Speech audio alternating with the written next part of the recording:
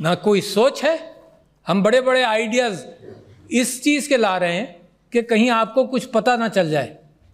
Twitter बंद कर देंगे हम, क्योंकि हमारे पास कोई सोल्यूशन इंटेलेक्चुअल नहीं है मुकाबला करने का। ये इसको इग्नोर करना बड़ा ख़तरनाक है। ये वो लावा है जो फटेगा। और ज़मींदारी, वडेरा शाही, इस एतबार से दुनिया हमेशा से इसी कंट्रोल के तहत चली कि बादशाह के नीचे वो लोग थे जो कंट्रोल करते थे पॉपुलेशन को और रिसोर्सेज पर उनका कब्ज़ा होता था। तो मुसलसल माशरा ये कोशिश करता रहा और इवॉल्व होता रहा, जिसमें राइट्स दिए गए लोगों को। उसके अंदर एक राइट बहुत बड़ा, मिसाल के तौर पर सबसे डिप्राइव्ड सेक्टर को, जो तारीख़ में डिप्राइव्ड था औरत, उसको इस्लाम ने दिया, वरासत में हिस्सा दिया। और वरासत ऐसी कैफियत है जिसके अंदर किसी ने नहीं दिया वो हिस्सा, सिर्फ मुसलमानों ने और अल्लाह सुब्हानहू तआला ने। यानी गाड़ी के सारे पहिए और सारे पुर्जे अगर बराबर से काम नहीं करेंगे तो बहुत एक आपके जहन के अंदर भी एक पर्दा है जो आप रियलाइज़ नहीं कर रहे कि पाकिस्तान के अंदर ख़राबा जो है और ख़राबियाँ जो है और कमज़ोरियाँ जो हैं वो आपके देखे बगैर भी नीचे से बहुत बड़ी बनती चली जा रही हैं। 26 मिलियन बच्चे आउट ऑफ स्कूल हैं, 26 मिलियन। आपने यहाँ स्टेटिस्टिक्स दिए और अपने आप को फाइनेंशियल इंक्लूजन के अंदर और डिजिटल ट्रांसफॉर्मेशन के अंदर रीजन के अंदर बांग्लादेश, इंडिया और श्रीलंका से कंपेयर किया तो, और केनिया के साथ कंपेयर किया। और मैं आपसे ये कहता हूँ कि ये 26 million is 44% of Pakistan new people. आप एलीट हैं, आप मज़े में, आप पढ़ लिख गए, आपके लिए रास्ते खुलने शुरू हो गए। और जो आपने फाइनेंशियल इंक्लूजन की बात की है, तो इन बच्चों का क्या होगा? और मैं आपको बताऊं कि कितना बड़ा क्राइसिस है ये पाकिस्तान के अंदर। हम सियासत में लड़े चले जा रहे हैं, एक दूसरे का सर फोड़ रहे हैं विदाउट रियलाइजिंग कि कितना बड़ा क्राइसिस है पाकिस्तान में। मतलब होश में आना चाहिए ना। घर को आग लगाते जाओ, ये एहसास ना हो कि कितना नुकसान पहुंचा रहे। वो मैं बाद में आपसे बात करूंगा, मगर मैं अभी आपकी तवज्जो इस बात पर लाना चाहता हूं कि अगर इनको स्कूलों में डाला जाए कि remember that you are the elite and I am repeating this over and over for the last 6 months to a year। अगर इनको स्कूलों में डाला जाए तो 55,000 या 50,000 स्कूल चाहिए। और आपको मालूम है कि पाकिस्तान बनने से आज तक पंजाब में कितने स्कूल बने? 50,000। आपको मालूम है आपके बजट रेस्ट्रेंट्स का क्या हाल है? Every province is spending 25 to 30% on education. क्या आप सोच सकते हैं कि इससे ज़्यादा वो खर्च कर सकते हैं? नहीं कर सकते। लिहाजा क्या करेंगे हम? ना कोई सोच है। हम बड़े बड़े आइडियाज़ इस चीज़ के ला रहे हैं कि कहीं आपको कुछ पता ना चल जाए। ट्विटर बंद कर देंगे हम, क्योंकि हमारे पास कोई सोल्यूशन इंटेलेक्चुअल नहीं है मुकाबला करने का। हम पुलिस वाला भेज देंगे उसके घर में जो ट्विटर के अंदर कोई गलत बात कर जाए, because you don't have an intellectual capacity to handle this. आप सब यहाँ इंटेलेक्चुअल कैपेसिटीज़ की बात कर रहे हैं, आप सब यहाँ फाइनेंशियल इंक्लूजन की बात कर रहे हैं। To include whom? With 26 million children out of school, include whom? किसके ऊपर आप भरोसा कर रहे हैं? ये इसको इग्नोर करना बड़ा ख़तरनाक है। ये वो लावा है जो फटेगा, और फटेगा जब आप इंक्लूजन नहीं करते। चाइना को 70s 80s में, 70s के बाद 80s में आज़ाद हुआ, आज़ाद नहीं, इंटेलेक्चुअली उसने सोशलिज्म को पीछे छोड़कर लोगों को एम्पावर करना शुरू किया। आपको 10 साल अंटिल 1992, 93, 94 ये पता नहीं चला चाइना कितना बड़ा जायंट बन रहा है। मगर उसके पीछे क्या काम था उनका? उसके पीछे इंडस्ट्रीज वो नहीं लगा रहे थे, उसके पीछे लोगों को तालीम दे रहे थे और लोगों की सेहत का ख्याल कर रहे थे। ये जो टच स्क्रीन है ना, ये बच्चों को भी एजुकेट कर देता है बड़ी तेज़ी से। तो 22 लाख फ्रीलांसर्स हैं पाकिस्तान में, आपका कोई कंट्रीब्यूशन इसमें नहीं, बहुत लिमिटेड कंट्रीब्यूशन। कि India, not China, not any country of the world, सबसे ज़्यादा जो फाइनेंशियल ट्रांजैक्शंस हैं थ्रू द डिजिटल मीडियम वो इंडिया में होते हैं, by value and numbers, more then in China. Did you know that? तो मैं फोकस करना चाहता हूं दो चीज़ों पर। एक तो ये कि लैक ऑफ लीडरशिप, एक ये लैक ऑफ डिसीजन मेकिंग, जिस मुल्क को ज़रूरत है, जिस मुल्क को प्यास है, उसमें लोग रोड़े अटकाते रहें।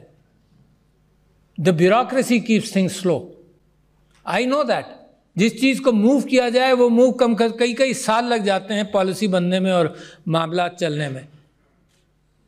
तो लिहाजा लीडरशिप, मूवमेंट फास्ट, और एक लीडरशिप जो एनलाइटेंड हो। और एनलाइटेंड लीडरशिप कहाँ से आएगी? इम्पोज करके नहीं आएगी, तलाश से आएगी। मैं आपको मिसाल देता हूँ, जब तलाश किया जाए तो मिलती हैं चीज़ें। ये जो इलेक्शंस का सिनारियो आपने देखा है, I as a secretary general of Pakistan Tehreek Insaf, मैंने इलेक्शंस टेलीफोन पर कराए। You may not know but know it today, because what happens with critical thinking and making of decision. मैंने 2011 में एज सेक्रेटरी जनरल टेलीफोन पर election कराए। कैसे कराए?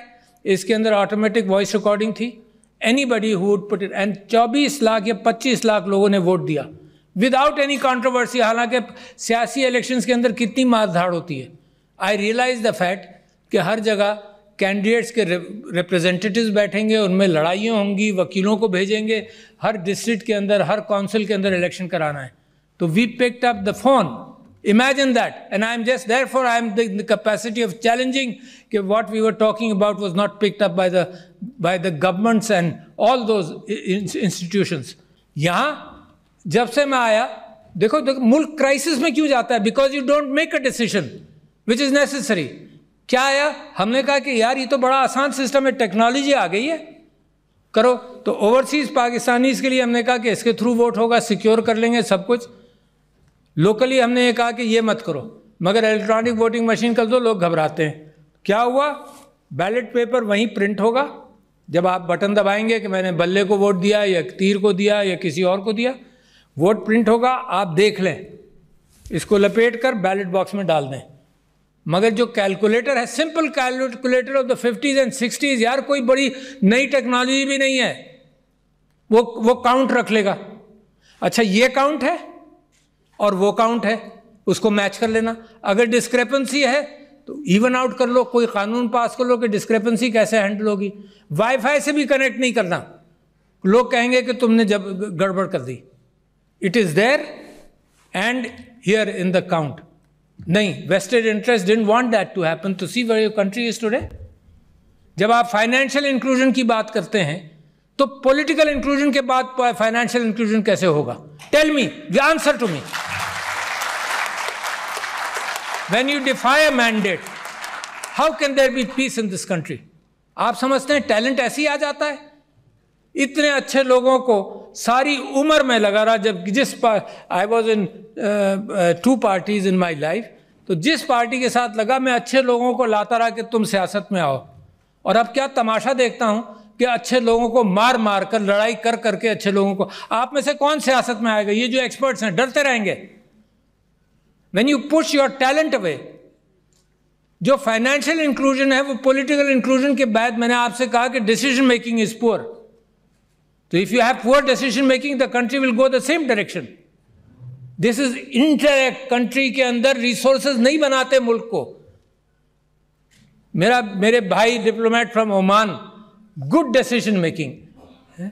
Singapore, Dubai, nothing in the ground. Progress किया, nothing in the ground. जमीन से उनको कुछ नहीं मिला, न तेल मिला, न मादनियात मिली, पानी की किल्लत मिली सिंगापुर को। दुबई, ग्राउंड में तेल नहीं है, but good decision making. Simple लोगों ने सही फैसले किए। कोई आइंस्टाइन की जरूरत नहीं है आपको। Political inclusion. अब ये जो लाखों करोड़ों नौजवानों ने वोट दिया है, इफ यू, इनका कॉन्फिडेंस जमहूरियत के अंदर, मुझे खुशी होती है सुनकर, देखकर। अब इनका कॉन्फिडेंस अगर जमहूरियत में शेक होगा तो मुझे तो डर लगता है कि किसी और तरफ ना निकल जाए। So where is the problem? The problem is lack of good leadership, nothing else. कोई प्रॉब्लम नहीं है, यू हैव एवरीथिंग। इन मुल्कों का जिनको मैंने जिक्र किया था, उनके ज़मीन में कुछ नहीं है। आपके यहाँ तो ज़मीन में भी है, मगर इंसानों की तादाद 5th biggest country in the world as far as human intellect and people are concerned, and you rank so poor। जो आपके नंबर्स अभी आपने बताए, वो रैंकिंग के एतबार से कितने पुअर है? अपने रीजन के अंदर ही आप पीछे। जब तक ये मुल्क वेस्टेड इंटरेस्ट पर चलेगा, दिस विल नॉट प्रोग्रेस। दुनिया वेस्टेड इंटरेस्ट पर प्रोग्रेस नहीं करती कोई।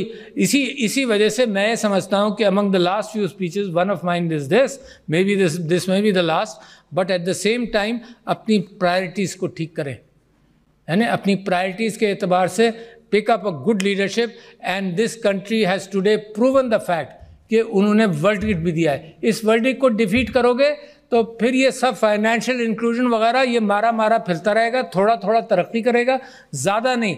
दिस कंट्री नीड्स रेवोल्यूशनरी अंदाज ऑफ थिंकिंग, फास्ट अंदाज। 5-10 साल चाहिए सिर्फ कि अपने रिसोर्सेज को, इंटेलेक्चुअल रिसोर्सेज को पॉलिश कर ले, और उसके बाद तरक्की आपके पैर छुएगी, आपके पैरों में पड़ेगी। क्योंकि 5th biggest populace country in the world, उसका अगर मुकाम दुनिया के अंदर हर चीज़ के अंदर 140 150, पता नहीं हम क्यों खुश होते रहते हैं। मैं समझता हूँ इतना बेहतरीन मौका है पाकिस्तान के लिए टर्न अराउंड का कि आई बिलीव कि अल्लाह मियाँ रास्ते देता है, मगर मुसलसल रास्ते देता नहीं रहेगा शायद। मेरी दुआ है कि अल्लाह आपके लिए रास्ते फराहम करता रहे और आप उन रास्तों को पहचान लें। ये गुमराही से निकल कर, ये रास्ते गुम कर देते हैं ना, उसी को गुमराही कहते हैं। गुमराही से निकल कर सिरातुल मुस्तकीम को पकड़ लें, सिरातुल मुस्तकीम को पकड़ लें, तो इंशाअल्लाह nobody can stop you from becoming a great country, which is my dream and your dream. तो thank you ladies and gentleman, बहुत शुक्रिया।